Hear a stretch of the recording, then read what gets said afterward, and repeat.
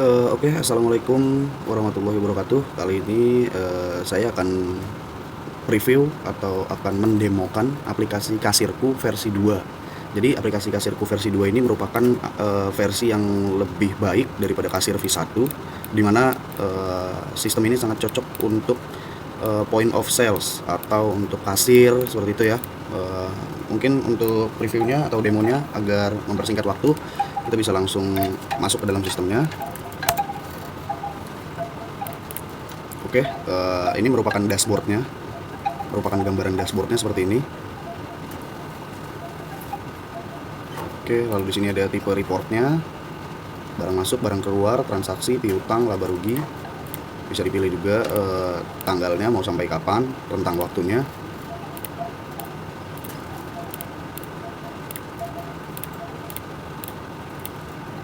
Oke, ini barang keluar, transaksi barang keluar, transaksi. Oke. Setelah itu, karena ini semuanya masih kosong banget ya, mungkin kita coba dari menambahkan kategori barang terlebih dahulu. Oke, sini kategorinya alat tulis. Oke, ini ada ID-nya, edit, lalu ada hapus, seperti itu. Lalu kita coba masuk ke data barang terlebih dahulu. Oke, kita coba tambah. Di sini juga ada fitur import. Jadi nanti kalian unduh sampel datanya terlebih dahulu untuk lihat tipe datanya seperti apa. Oke, kita coba tambah dulu di sini. Alat tulis, nama barangnya pensil 2B, satuannya pieces, mereknya Faber Castell, jumlah stok barangnya 0, lalu harga ecer-nya berapa? Harga ecer-nya 2000. Harga resellernya berapa nih? Kalau ada yang mau beli reseller 1500 misalnya. Deskripsi barangnya bisa dikosongkan aja. Oke. Di sini ada fitur edit dan hapus juga tentunya. Fitur hapus juga. Oke, lalu kita coba buat supplier terlebih dahulu. Masukkan nama suppliernya, nomor handphonenya, lalu alamatnya, contohnya. Oke. Setelah itu kita coba beli barang terlebih dahulu nih. Jadi anggaplah kita ini toko yang kalau nyetok barang itu harus beli dulu gitu ya. Jadi kita ke barang masuk terlebih dahulu. Nah, di sini kita coba pilih barangnya Faber Castell nih, pensil 2B yang tadi ditambah. Setelah itu suppliernya, Faber Castell supplier. Lalu jumlah barang masuknya ini ada berapa piece nih? Gitu. Contoh misalnya 10 piece. Waktu barang masuknya kapan? Di sini bisa di setting. Jamnya juga. Oke. Setelah itu harga modalnya ini untuk beli Faber Castell itu berapa? Misalnya 10 piece itu kalian cuma beli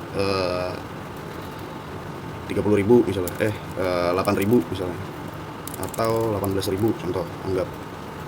Oke, kita tambah dulu di sini. Lalu setelah itu kita coba cek di laporan transaksi, di laporan laba rugi. Kita coba cek ya. Sip, udah masuk di sini. Pembelian pensil 2B sebanyak 10 piece. Waktunya ada, pendapatan kosong, pengeluarannya 180.000. Karena harga modalnya tadi 8.000 dikali 10. Sebentar. Berapa nih harga modalnya tadi? Oh, belum ada harga modal. Di sini di barang masuk ya. Harga modalnya 18.000, salah. Ini harusnya harga modalnya contoh 1.000 gitu. Jadi ntar di laba rugi itu 1.000 dikali 10 gitu nih, laporan laba rugi. Nah, 10.000 nih pengeluaran. Oke, sekarang kita coba ke retur barang.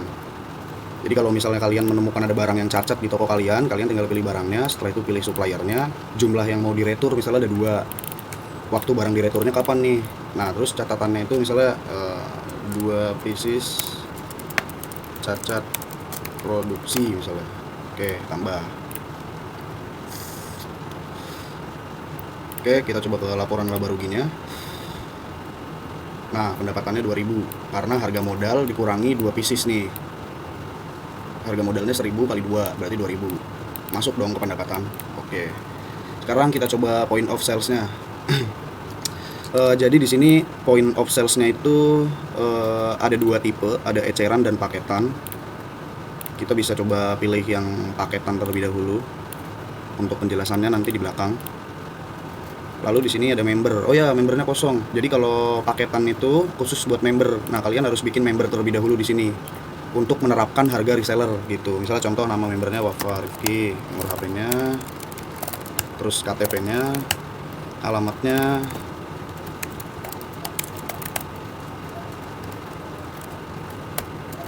oke, sip. Setelah itu kita coba ke POS terlebih dahulu, pilih jenis billnya paketan, lalu waktu transaksinya. Setelah itu pilih membernya dulu. Oke, setelah itu kita coba tambah produknya, pensil 2B tadi. Oke. Nah, di sini karena tadi, oh iya, kalau kita ngeretur barang, otomatis di data barang itu akan berkurang ya stoknya. Karena kita tadi nyoba retur, ada 2 pieces. Nah, ini dia 2 pieces. Kita juga bisa edit pastinya. Di data barang sisa 8. Nah, kita akan coba masukkan di sini 20 kalau kita mau beli pensil ya. Contoh kita masukkan 20. Maka akan ada notif atau ada pop up jumlah melebihi stok yang tersedia. Artinya kalian maksimal hanya bisa order 8 karena stoknya ada 8 gitu. Oke, kita coba order di sini 4, harganya 6.000. Di sini di detail transaksi di bagian kanan itu ada pilih metode pembayarannya, mau tunai atau transfer gitu. Kita coba pilih tunai. Anggaplah kita ini di suatu kasir di toko ya. Jadi kita pakai tunai contoh. Tipe diskonnya jika ada flat, misalnya kita masukin diskonnya itu 1.000 tiap berapa pembelian misalkan. Nah, uang pembelinya anggaplah 5.000, maka kembalinya 0 gitu. Tapi kalau dia duitnya 50, maka kembalinya 45. Kalau duitnya dia 4.000, maka nanti status transaksinya akan menjadi hutang. Seperti itu. Oke, kalau persentase di sini tinggal masukin aja persentasenya misalnya 50%. Berarti dia langsung ada diskonnya di sini 50%, 3.000, grand totalnya 3.000. Kita coba masukin 2.000, maka akan minus 1.000. Jadi hutang. Oke, di sini di contoh case ini kita akan coba pakai yang tanpa diskon terlebih dahulu. Lalu kita akan masukkan uang pembelinya di sini 0 karena mungkin dia bayarnya mau nanti ya. Coba kita proses.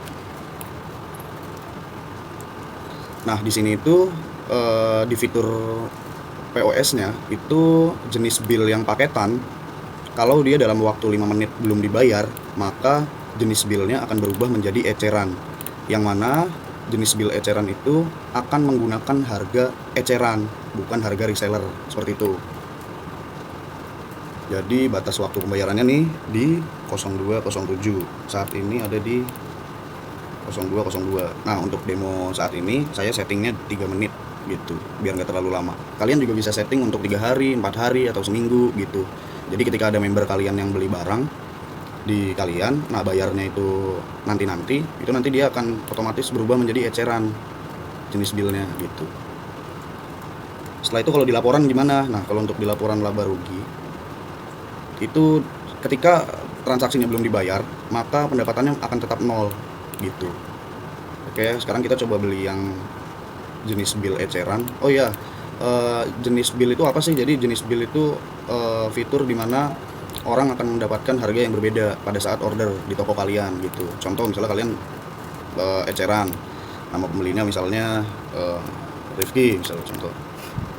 Kita coba tambah produk pensil. Nah, harga eceran 2.000 nih. Tapi kalau dia jadi member di toko kalian, lalu sudah ada datanya, maka dia akan mendapatkan harga versi yang reseller seperti itu. Nah, kalau dia jenis billnya paketan dan transaksinya nggak dibayar dalam batas waktu yang sudah kalian tentukan, maka transaksinya akan otomatis menjadi jenis billnya eceran, menggunakan harga yang eceran gitu. Oke, kita coba cek. Ini udah di 02.07. Kita coba cek di story-nya. Oke, ini tadinya total bayarnya tuh 6.000. Karena batas waktu pembayarannya sudah lewat, maka jenis billnya akan berubah menjadi eceran dan menggunakan harga yang eceran, yaitu 2.000 dikali dia beli 4 di sini. Oke, kita coba buat lunas dulu di sini.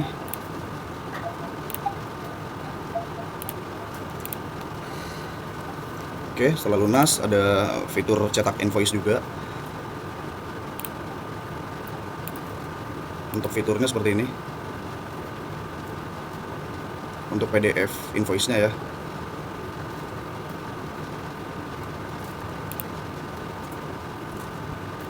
Setelah itu ada data barang keluar juga. Nah, data barang keluar ini nggak bisa ditambah. Jadi data barang keluar ini akan terisi secara otomatis dari point of sales yang sudah kalian buat tadi gitu di sini.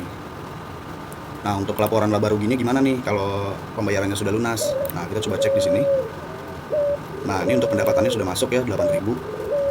Jadi untuk totalnya imbang nih 10.000, pengeluaran pendapatan, jadi totalnya 0. Lalu di sini juga ada fitur pengeluaran.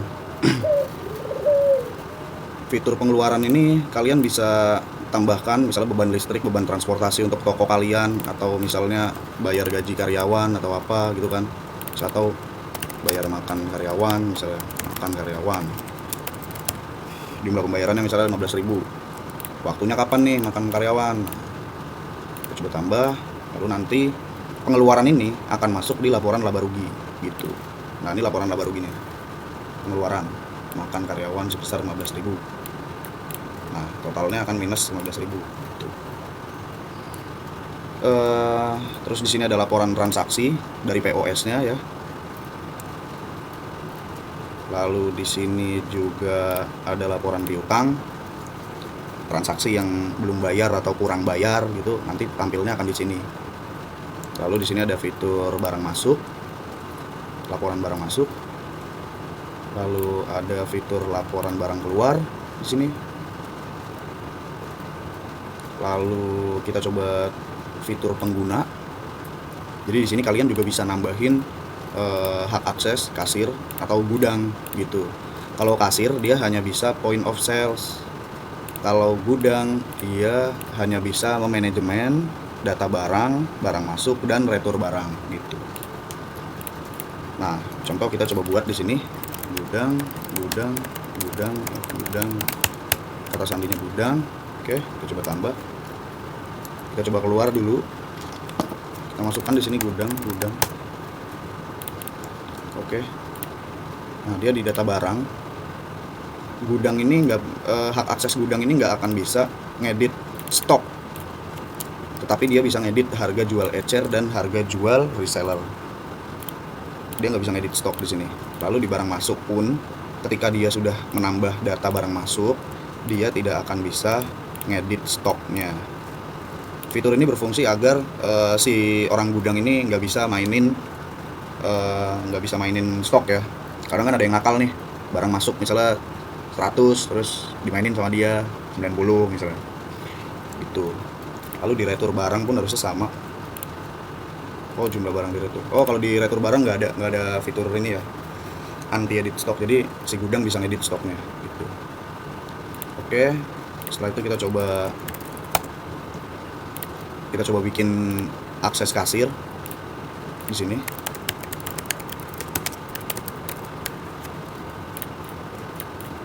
Kasir. Oke, kita coba preview untuk akun kasir. Nah, untuk kasir ini dia juga bisa menambahkan data barang ya.